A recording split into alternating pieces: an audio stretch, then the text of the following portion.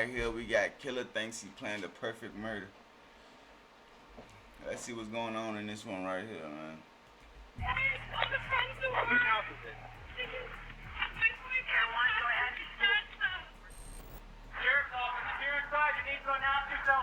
These cops were about to enter a crime scene where the killer thought he planned the perfect murder. On February 27, 2018, the news of the death of Patrick de la Cerda traveled fast through the quiet town of Deltona, Florida. The 25-year-old Florida man had been living his best life with plans of marrying the woman of his dreams soon. However, his fairy tale lifestyle and his future dreams were cut short when he was savagely shot to death on a cold February day. 911, where's your emergency? My boyfriend's son has been shot and killed. You don't want to try CPR, correct? No, he's dead. He's cold. As the investigation began, they feared the culprit had committed the perfect crime and that the case would eventually turn cold. I'm making a phone call. I'm giving instructions. And I'm going to have my plan put into action. It was like a plan. What kind of plan? Like a plan to do what? I guess to kill To kill who? Patrick. As the investigation proceeded, more chilling twists and turns started to emerge, leading to the involvement of a number of people in this horrific crime. It doesn't make sense. It just doesn't make sense. Patrick de la Cerda was born in 1992 in Miami, Florida. His father, Max de la Cerda, was born and raised in Spain, while his mother, Patricia Ronzi, was born and spent most of her childhood in France. Eventually, the couple got married in the late 80s and moved to the United States, where they later welcomed their beloved son, Patrick, to the family.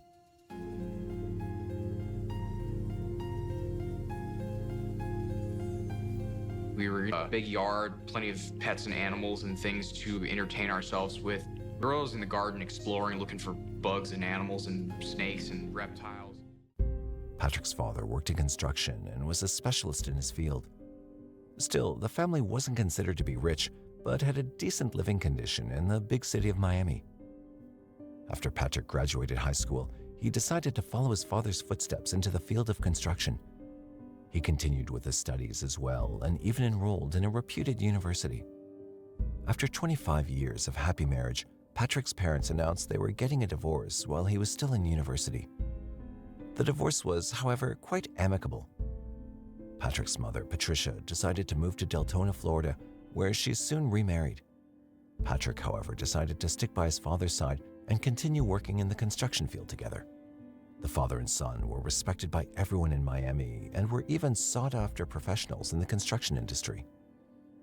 Despite the divorce of the parents, the family still remained close. They were on friendly terms, staying in touch with each other, calling and communicating regularly, and were always ready to help each other whenever needed. Patrick paid regular visits to his mother in Deltona and would tell her everything that was happening in his life, sharing with her all his joys and experiences. Patrick was an extremely attractive young man and received a lot of attention from the opposite sex. However, being brought up in a household where love and respect were valued attributes, Patrick never settled for fleeting affairs or casual flings.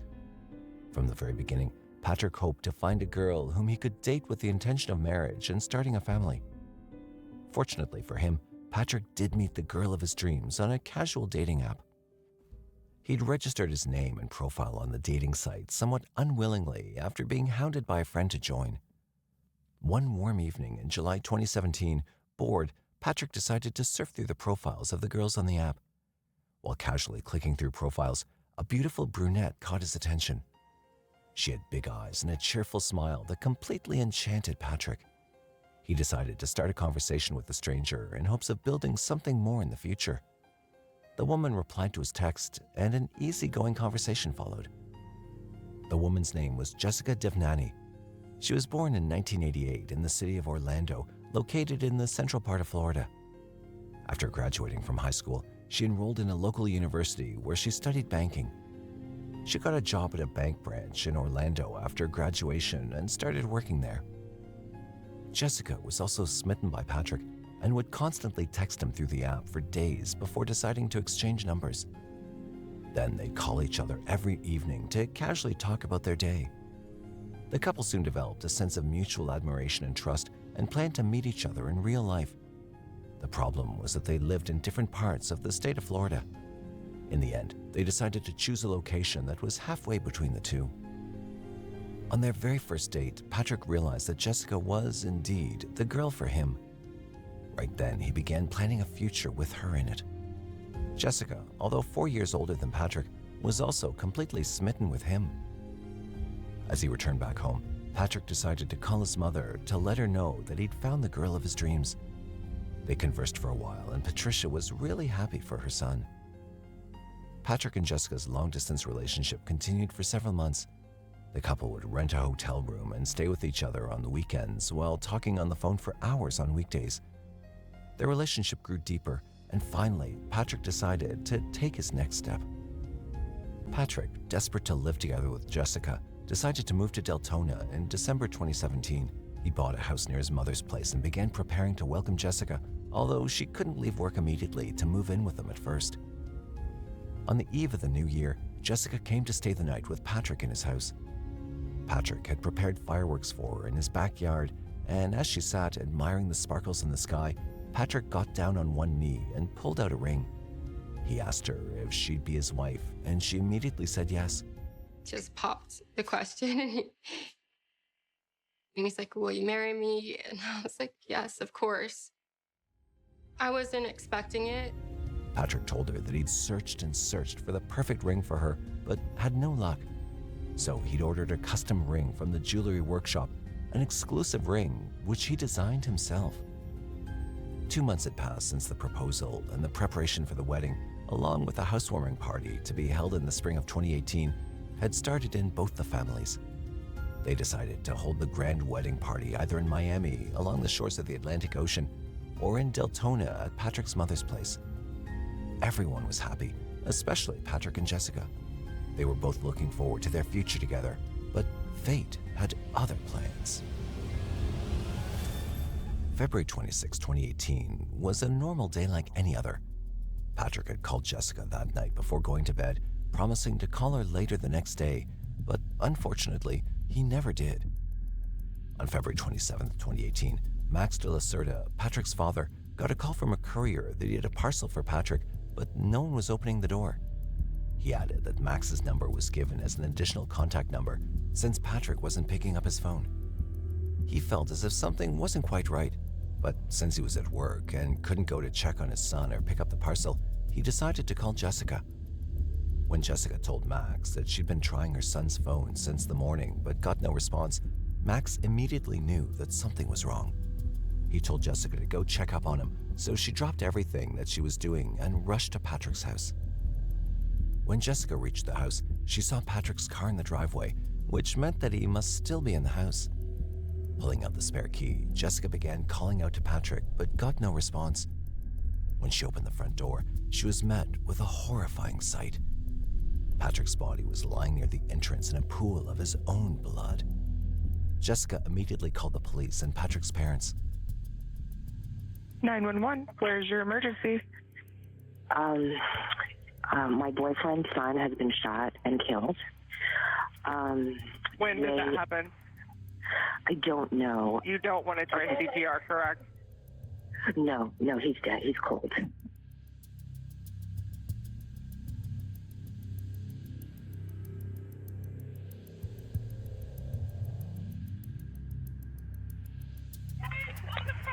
Whose house is it?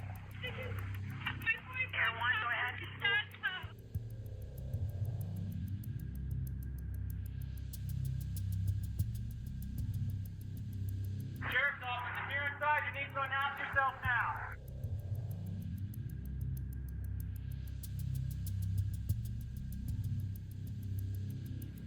There's not supposed to be anybody here or anything. Williamson County Sheriff's Office, if you're inside, announce yourself. All right, go ahead. Nice and slow. This building is secure. Are there any others that we need to clear?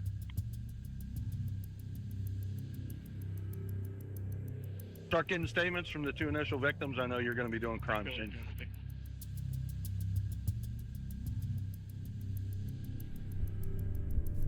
When police arrived at the scene, they saw Patrick's body lying lifeless with 4 gunshot wounds in his body.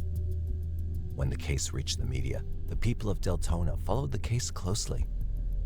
Deltona wasn't accustomed to a lot of violent crimes as opposed to other cities in Florida. Thus, the case sparked interest among the residents. After investigating the crime scene, detectives were assured that this act was committed solely for the purpose of murdering Patrick. There were no valuable items missing, which ruled out the chances of burglary. An accidental shooting was also ruled out since Patrick's body had a number of bruises which were obtained when he fell from the stairs leading to the second floor. Police believed that the killer was lying in wait for him on the second story. When Patrick went upstairs, the killer shot him in his thigh, causing him to fall down the stairs. Then the perpetrator proceeded to shoot him in the chest and twice in his head, killing him. The murder weapon wasn't found at the crime scene, but ballistic reports confirmed that it was a rather rare model of pistol that was not easy to obtain. The first shell casing was found on the second floor, while 2 other shell casings were found downstairs. However, the 4th shell casing was missing. Investigators wondered if the perpetrator had taken the last casing as a trophy after the plan was successful. Unfortunately, there was very little evidence that might lead them to the culprit. Investigators first decided to question Patrick's neighbor, with whom he had a serious conflict a couple of weeks prior to the murder. Ahoy! Ahoy, neighbor! The neighbor was a combat participant and a veteran of the U.S. Army. He was wounded and severely concussed in the war, which led him to developing a mental disorder. Moreover, he was excellent with firearms and could have easily purchased this rare model of a gun. In December of 2017, the veteran mistook Patrick for a burglar and opened fire. Fortunately, no one was harmed and the neighbor was hospitalized at a psychiatric hospital afterward because his mental health had further deteriorated. After he returned back home from the hospital, he would consistently follow Patrick around and call him a spy. The neighbor could indeed have a motive to murder Patrick due to his unhealthy imaginations of Patrick being his rival. The man truthfully confessed his hatred for Patrick, but also added that the day Patrick was murdered, he wasn't present at his home, which was later confirmed by multiple other people. Thus, the police had to let him go. Having no other clues to proceed further, detectives decided to go through everything that they'd gathered while investigating the crime scene. They discovered that the hard disks that recorded the CCTV footage were missing. Without a single shred of physical evidence, be it fingerprints, shoe prints, or DNA, investigators realized that the murder was premeditated and carried out perfectly, thus fearing that the case would eventually turn cold. Detectives, however, did not give up. Next, they questioned Jessica, and to their surprise, Jessica immediately told them that she knew who had murdered her fiancé. He called you this morning. Yeah, on my work phone because he's not allowed to call me, so I got scared. That's when I texted Patrick. When investigators asked who she had in mind, Jessica replied that it was Gregory Bender, an ex who never left her life and always shadowed her wherever she went. Before Jessica met Patrick through the dating app, she was in a relationship with a man named Gregory Bender. Gregory was a wealthy businessman who owned his own investment fund. He'd first met Jessica when she was still in school. He was 20 years older than her, but keeping this difference aside, Gregory would always spoil her with expensive gifts and take her to fancy resorts and vacation spots. Jessica was totally enamored with this wealthy man at first. However, Jessica soon noticed odd behaviors from her lover. Gregory began to try to control whatever activity Jessica did in her day-to-day life and would even stalk and follow her wherever she went. He'd keep track of all the people she'd talked to, and if Jessica happened to have an admirer, he'd immediately get rid of them through threats and other forms of intimidation. However, when it came to Gregory himself, he'd share nothing about his personal life with Jessica. The relationship lasted for 8 years, but during this period, Gregory never introduced Jessica to his family or friends.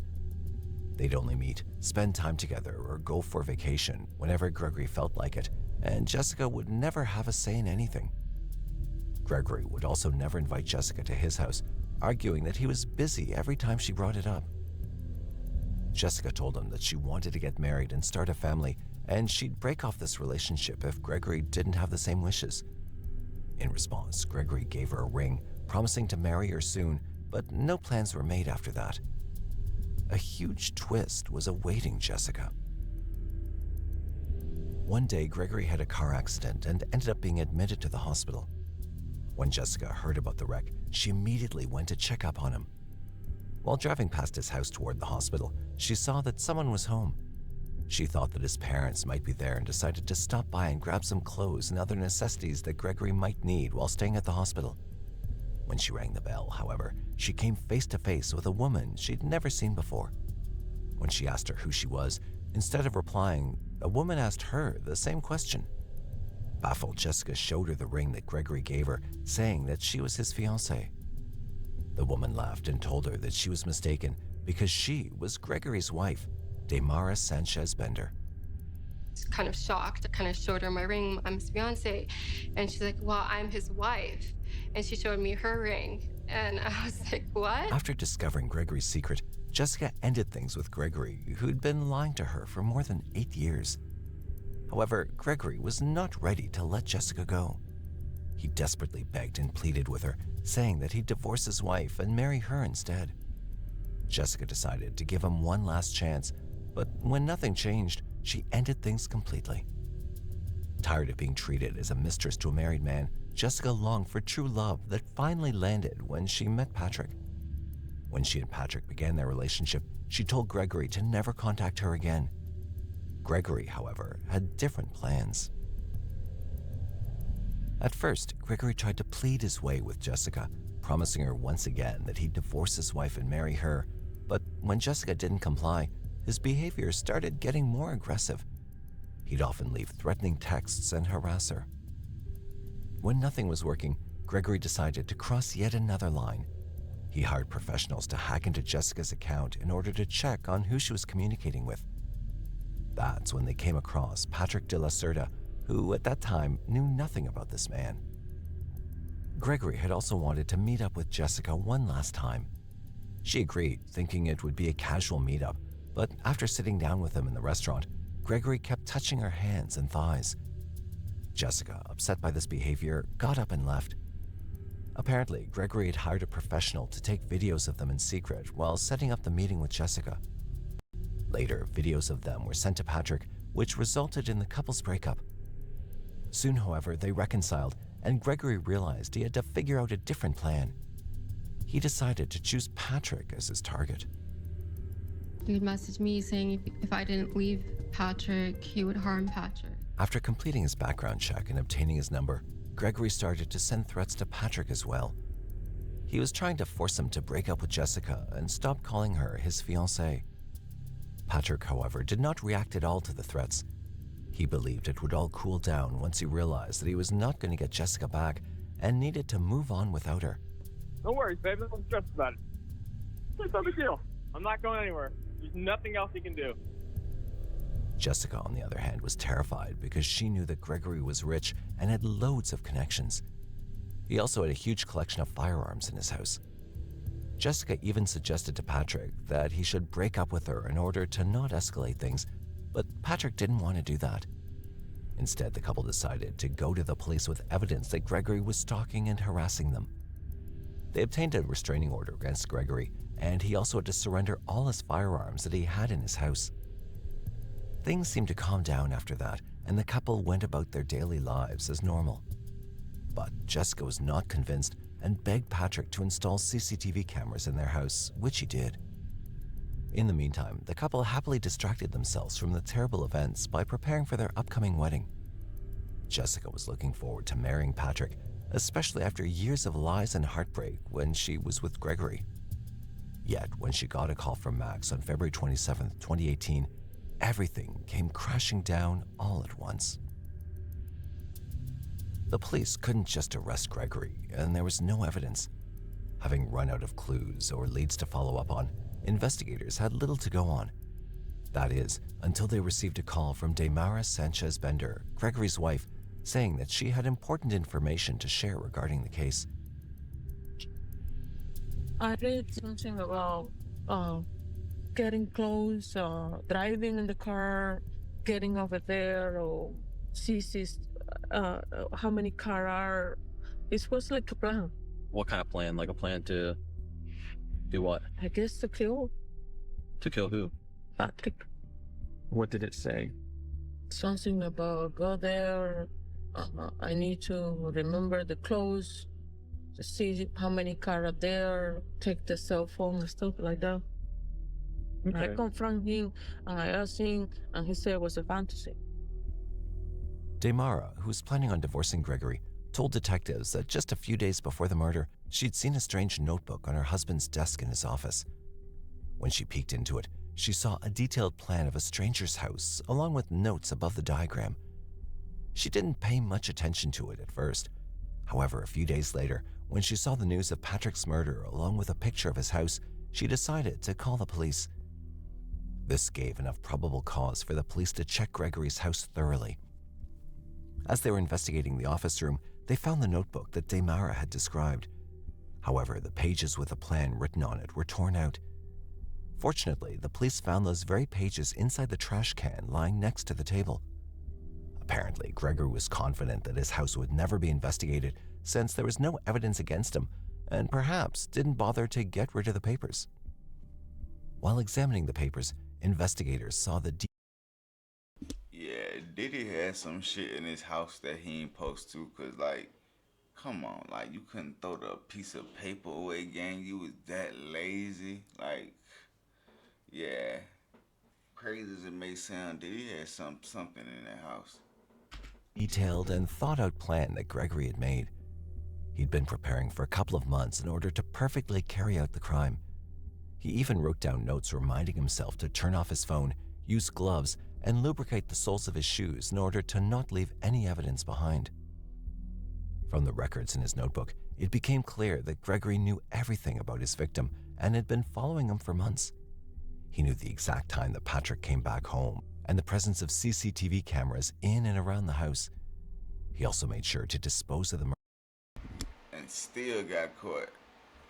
murder weapon, the clothes, and other items that might lead the police to him, taking care of every minute detail in order to execute the perfect crime. Unfortunately for him, his wife's curiosity finally led the investigators right to him. In addition to the notebook, the fourth shell casing was found on his table inside a cigar box. Forensics confirmed that it was the exact same shell casing from the crime scene. There were also strange voice recordings that were retrieved from Gregory's phone, which further proved that he was, indeed, planning to murder his ex-fiancee's lover, Patrick de la Cerda. I'm making a phone call. I'm giving instructions, and I'm going to have my plan put into action. Call me back and talk to me, or else I'm going to just let it happen. Thus, Gregory Bender was arrested for murdering Patrick de la Cerda as he awaited his trial in court. Before Gregory Bender's sentencing, Jessica Devnani stood. Like, come on, she ain't look that good, but alright, like, come on, bro. Before the court, about 10 feet away from Gregory, to speak about the life that she'd planned with Patrick. You will not win. You have only lost. I hope you feel some peace, Patrick. Rest assured, the man who took your life is going to pay with his own life now. Gregory Bender was found guilty on Friday, May 28, 2021, of first-degree murder for killing 25-year-old Patrick de la Cerda in 2018. Circuit Judge Don Nichols sentenced Gregory, aged 53, to life in prison without parole after the trial at the Volusia County Courthouse in DeLand. Gregory Bender did not testify during the trial and did not show any emotion upon hearing the guilty verdict or sentence. Even though justice was finally served, the loss of such a kind-hearted and loving man broke hearts of all the people that knew Patrick. Jessica, who received the custom-made ring from Patrick's parents, wore it every day as a remembrance of the wedding that never took place. Today's case was truly disturbing and heartbreaking. So now we ask you, do you think this case would have turned cold if Gregory's wife hadn't come forward to report the strange notebook? We're gonna go ahead and wrap this one up, man. I'll go ahead and like, comment, and subscribe. Have a blessed one. I'll see y'all on the next video.